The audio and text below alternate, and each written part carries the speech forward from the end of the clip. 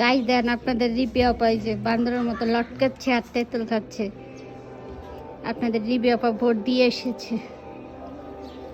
এতো কি খাচ্ছ ছাদে এসে? তেঁতুল খাচ্ছে। এতো তেঁতুল খাচ্ছে আর পা ঝুলাচ্ছে। এই তো ছোট ছোট গাছে কি সুন্দর বেগুন ধরছে দেখছো? এই যে গাছটা দেখো কুট্টু, এই যে দেখছো, এই দেখ আরো ধরছিল। মাঝখানে বেশি রোদের কারণে কতগুলা ফুল মরে গিয়েছে। আর এখানে দেখো সবাই কি সুন্দর সুন্দর মিচুরিগুলো বড় হয়েছে দেখছো, বেশি হয়নি।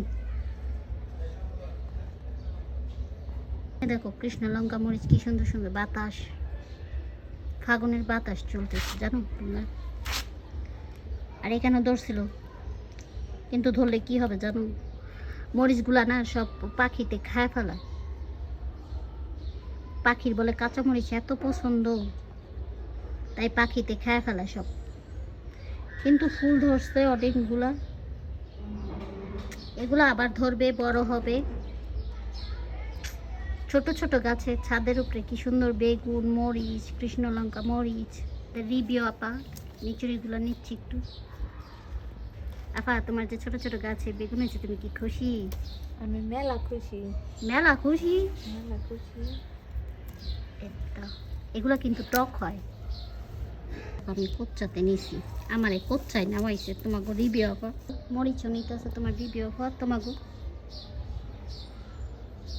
এগুলা দিয়ে কি জোলাবাতি খাইবা?